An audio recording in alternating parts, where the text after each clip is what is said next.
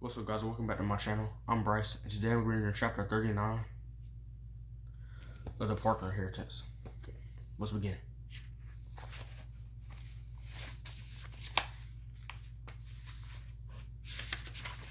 Chapter 39. Brandon's doctor suspected that he had a concussion, though she wasn't completely sure. If anything, Brandon received it when his head hit the sidewalk, not when Milo punched him, but Candace was sure Milo would say the opposite when school started.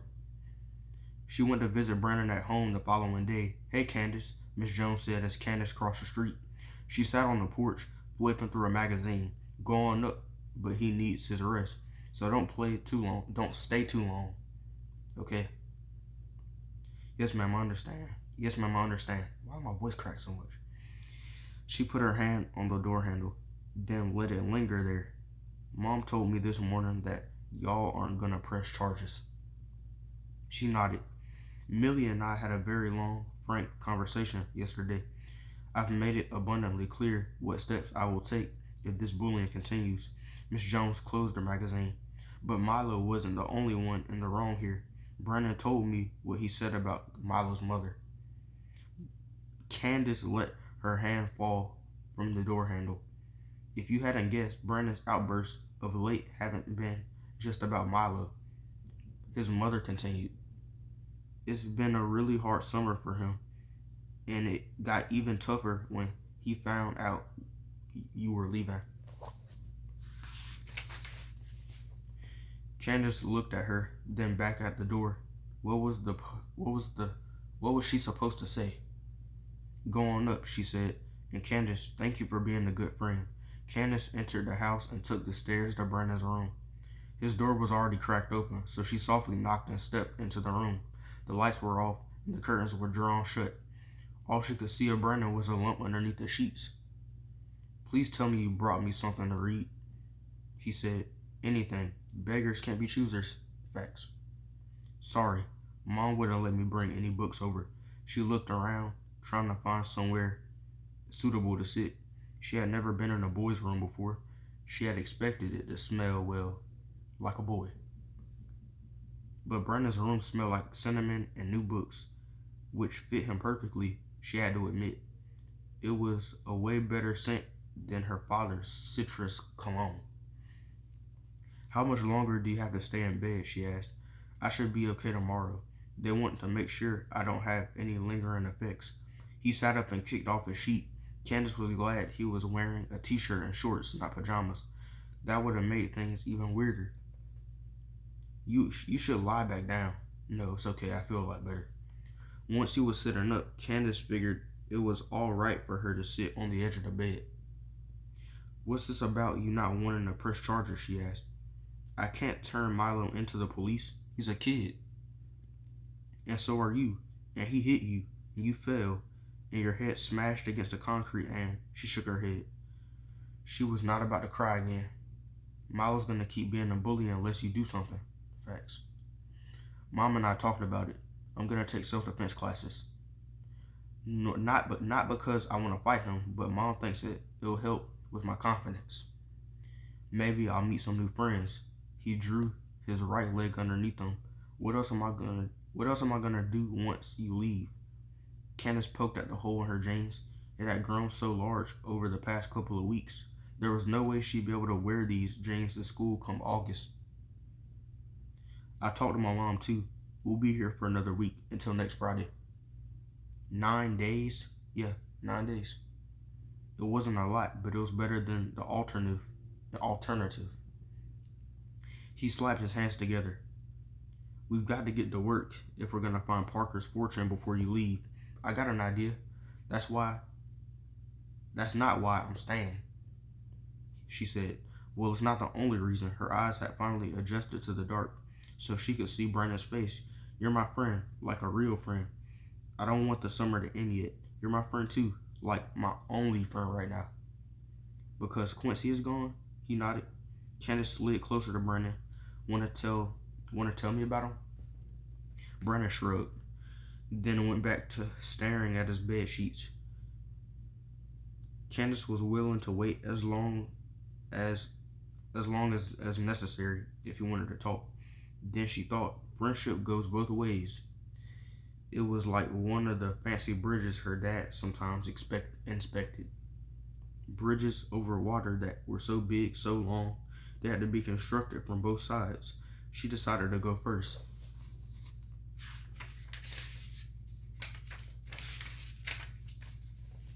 I didn't find that letter in any old box, she began. You probably didn't notice it, but the box in the attic was labeled for Candace. The letter was tucked in one of my old puzzle books. Brandon looked up, and the scribbles on the back of the envelope, that was my grandmother's handwriting. Find the path, solve the puzzle. I think it's a note addressed to me. Candace wished it was even darker in the room. That would have made things easier. She's the reason I like puzzles and mysteries so much.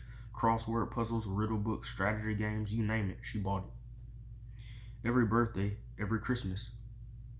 You think she was preparing you for this? Brandon asked. Candace nodded. And now it feels as if I'm the only person left in the world to prove she was right. Like it's my destiny. And if I fail, but we haven't failed. We know the fortune is out there. Whether we find it or not, we know it's there. But the world doesn't know, Candace said. My grandma deserves more than being the punch line of somebody's bad jokes. Her name means something, just like everyone else's. Candace stopped talking because she knew if she said one more word, she would lose her battle with the tears. They sat in silence for a few minutes. Quincy's gay, Brenda said. Last year, he told his parents and some of the teachers. Everyone freaked out. Well, almost everyone. Not you. He shook his head. He's been my best friend since I moved here. He officially came out last year, but a part of me has always known. Brandon kicked his legs over the edge of the bed and sat beside Candace. It was strange. Most of the kids didn't really care. Some people were nice but still talked to him like he was, I don't know, like he was a whole different person. But a few kids teased him a lot. Milo and his friends. They never hit him. That would have been easier. They just called him names, bad names. Quincy was taking it pretty hard. That's why his parents sent him to stay with his grandparents for the summer. Are they trying to convert him to straight or something? Not at all. They're cool with it, he said. Again, if you've known him for a while, you kind of already knew.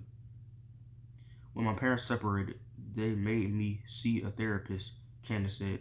It helped a lot. Maybe Quincy should do the same. And maybe you should too. Granddad doesn't believe in head doctors, but I bet your mom would get one for you. Yeah, I know she would. He shifted on the bed. Haven't talked to Granddad since Saturday. What happened? Instead of immediately responding, Brandon began playing with the hem of his t-shirt. Candace quickly added, I mean, you don't have to tell me if you don't. No, it's okay, he said, letting the fabric go. Granddad saw me right after I found out you were leaving. I wasn't taking it so well. He laughed a little. Granddad told me to toughen up. I got mad and called him ancient and a dinosaur. Dang. Then he called me, some other stuff. Candace's stomach worked itself into a knot. She began flexing her fingers. Anyway, that's why I was grounded, he said. Did you tell your mom what he said? He nodded. She's pretty mad at both of us. She agreed that Granddad was from a different generation, but she also said that I can't call people names every time I get mad at them. Facts. So he gets to say whatever he wants. That's not right. If it makes you feel better, she yelled at him more than she yelled at me. I'm sure she would have grounded him too if she could have. Well, once we find the money, you probably won't have to live with your granddad anymore, Candace said. As Brandon wrinkled his nose in response, Candace realized maybe that wasn't the solution he was hoping for. Maybe Brandon wanted to live with his granddad. He just wished Granddad treated him better. Actually, I'd use the money to start a basketball summer camp, Brandon said, for LGBTQIA kids, where it's safe to be whoever you want to be, where you don't have to worry about people saying nasty things to you on the basketball court. Candace's mind began to race. Maybe we can make it a camp for all sports, tennis too. That'd be really cool. He cocked his head to the side. We? You want to start a camp with me? Sure, why not? We're partners, right? She grinned. And who knows, maybe I'll learn how to shoot a decent 3-point shot. He laughed. There's no camp in the world that would help with that. They fell quiet again. Candace wanted to ask him more about this camp. Was it for gay kids like Quincy or for gay kids like him? But he was her friend. If he needed to tell her something, he would. I brought you something. She reached into her pocket and pulled out her iPod. I know you can't watch TV or read, but maybe you can listen to music. Brandon took the iPod from her. He pushed the button to turn it on, casting his face in a blue glow, then swiped through the music. These are old songs. My dad likes to call them classic. He pressed play and September started. This is my mom's favorite song by Earth, Wind & Fire, since she was born on September 21st. Oh, okay. That's one of the lyrics. No, it isn't, Candace said. Really, it is. He turned up the music, then started singing along.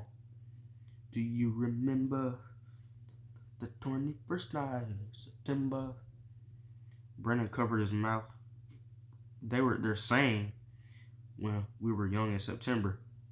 We were young in September. That's what they were saying. We were young in September. Brennan covered his mouth as he yawned. Check the lyrics online when you get home. If I'm right, you owe me a chili cheese dog. That sounds good right now. Deal. Candace rose from the bed. Wait, one more thing. He let out a long, shaky breath. I'm sorry for what I said out there to Milo. You know, the stuff about his mom. I'm sorry. It's okay, she said. I mean, I was a little surprised, but I'm not mad at you. She rubbed her arm. If anything, I should be the one saying sorry. If I hadn't yelled your name like that, you wouldn't have been sucker punched. Candace was afraid she remembered the way he fell against the sidewalk for the rest of her life. The sound of his body made when it slammed against the concrete. It was like a stupid infomercial that was on repeat in her head. See, that's exactly why I'm apologizing, Brennan said. The way you looked at me, he sniffed. I'm not like that. I don't want you thinking of me like that once you go back home. Okay? Brennan, don't worry. I know who you really are. She had just reached the door when he said, oh, and Candace. She turned around. You're not the only person left in the world to prove that your grandmother was right, he said. We're partners, remember? I've always got your back. I've always got your back. Candace beamed at him, and I've got yours. And that was chapter 39. So tomorrow I'll be reading chapter 40, and that's about it. Peace out.